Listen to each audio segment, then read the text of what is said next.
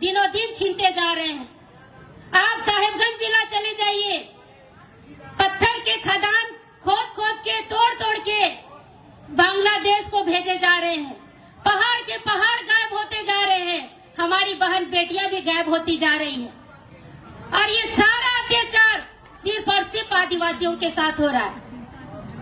तो कब तक बर्दाश्त करेंगे हम? पिछली बार जब रघुवर दास की सरकार थी बीजेपी की, उस समय हमारे सीएनटी एक्ट को संशोधन करने का काम किया गया, एसपीटी एक्ट को संशोधन करने का काम किया गया और हमारी जमीनों को जनरल बनाने का काम किया जा रहा था, ताकि हमारी जमीनों पर आसानी से मॉल बनाए जा सके, फ्लैट्स बनाए जा सके, बाहरियों का अतिक्रमण बढ़ा सके, जिसका विरोध हम लोगों ने पुरजोर तरीके से किया था। और विरोध होने के कारण आज रघुवर दास की सरकार अर्थात बीजेपी को हम लोगों ने खत्म किया। और इसमें सबसे बड़ा हाथ हम आदिवासियों का है, हम सामाजिक संगठनों का है, क्योंकि हम लोगों ने आज तक देखा है हमेशा विपक्ष का रोल सामाजिक संगठनों ने निभाया है। किसी भी विपक्षी सरकार ने विधानसभा में आवाज नहीं उठाया कि सीएनटी एक्ट का संशोधन रोका जाए।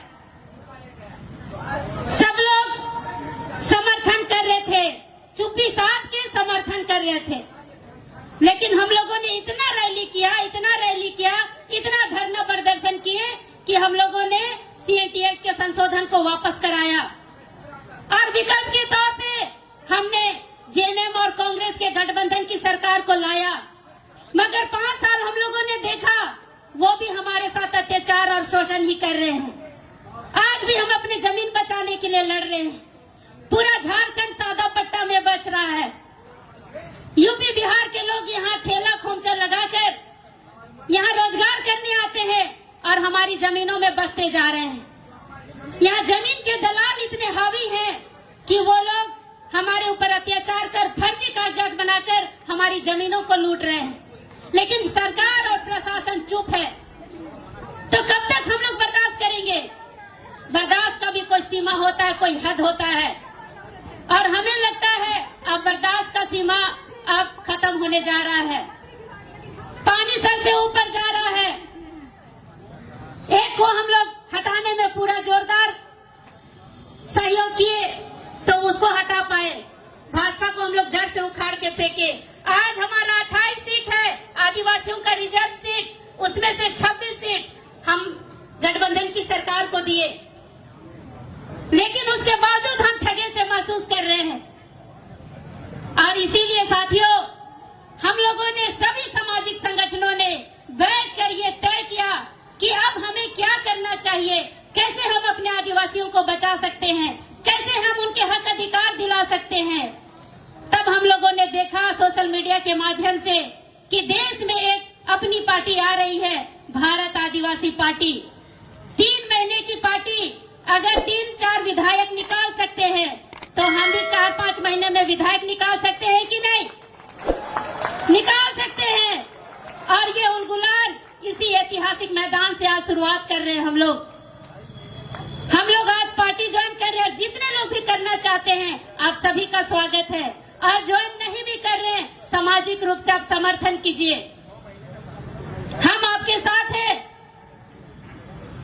और हम बताना चाहेंगे कि जो सामाजिक संगठन के अगुवा दिन रात समाज के लिए मरते मिटते रहते हैं, दिन रात समाज के लिए खड़े रहते हैं, रात का 11 बजे हो चाहे 12 बजे हो, कहीं भी कोई बात होती है हम लोग घर से निकलकर अपना बाल बच्चा छोड़कर समाज के लिए कूद पड़ते हैं। तो अगर सड़क पर हम लोग आंदोलन कर सकते हैं तो क्या सदन में जाकर आंदोलन नहीं कर सकते? अपना हक अधिकार नहीं ले सकते? ले सकते हैं।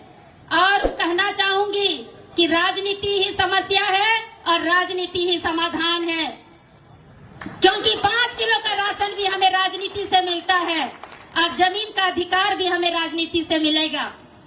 और इस बात को दूसरे लोग समझ चुके हैं और इसीलिए वो आज राजनीति में हावी होना चाहते हैं। एक ऐसा समुदाय है झारखंड में जो राजनीति को समझ चुका है, जिसके कारण वो लोग आज आदिवासी बनने पर निकले हुए हैं। रोड रेल चक्का जाम करने निकल जाते हैं, घर द्वार छोड़कर बाल बच्चा समेत सड़क जाम में निकल जाते हैं। लेकिन हमारे में वो कुवत शायद नहीं है। हम लोग यहाँ पर 4 घंटा बैठ नहीं पा रहे।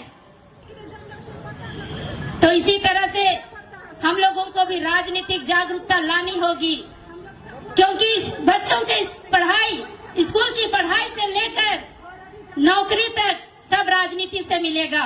और एक बात कहना चाहूंगी, झारखंड की परिस्थिति, यहाँ के आदिवासियों की परिस्थिति दिन पर दिन दयनीय होती जा रही है। हमारा जो स्तर है गिरता जा रहा है, और इसका सबसे बड़ा कारण राजनीति है। गंदी राजनीति है जो दूसरे लोग हमें इस्तेमाल करने का प्रयास करते हैं। तो अब हम अपनी पार्टी खुद बनाएंगे, अपनी लड़ाई खुद लड़ेंगे, सड़क में भी लड़ेंगे, सदन में भी लड़ेंगे। और ये पावर पूरे झारखंड में दिखाएंगे। आदिवासियों का जो पावर है वो पूरे झारखंड में दिखाएंगे।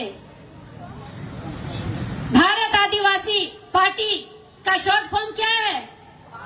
बाप, यानी हम सबके बाप है, और बाप बनकर दिखाएंगे।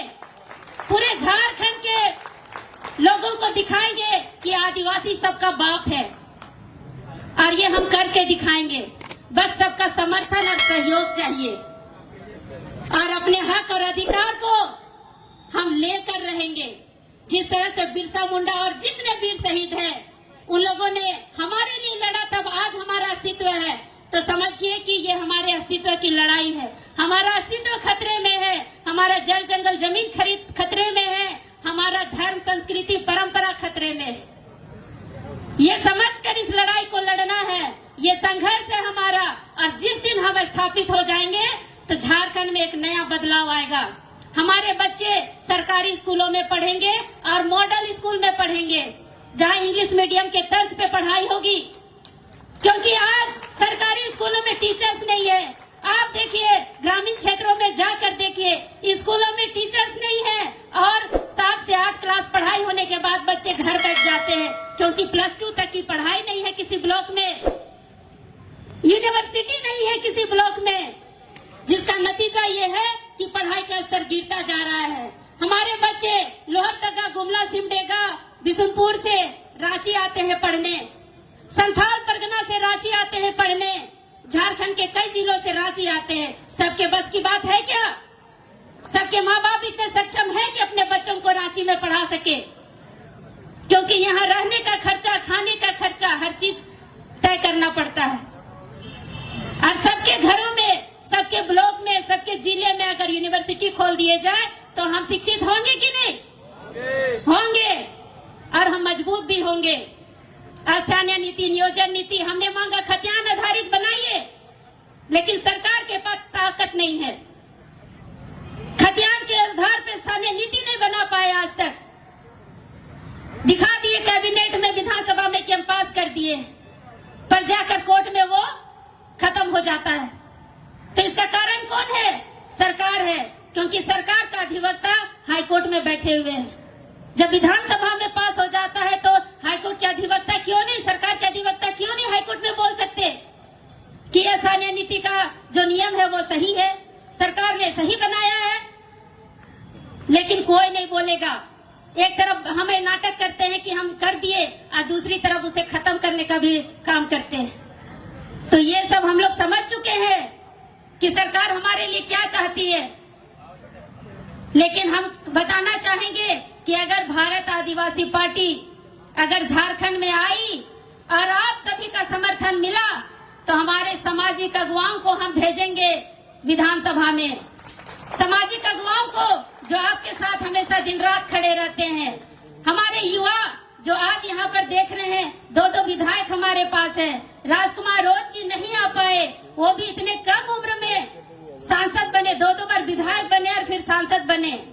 उनके तर्ज पे हम यहाँ भी सांसद और विधायक अपने युवाओं को बनाएंगे। अब युवाओं का सरकार चलेगा, आदिवासियों का सरकार चलेगा। बहुत बहुत धन्यवाद। जोहार, जय आदिवासी।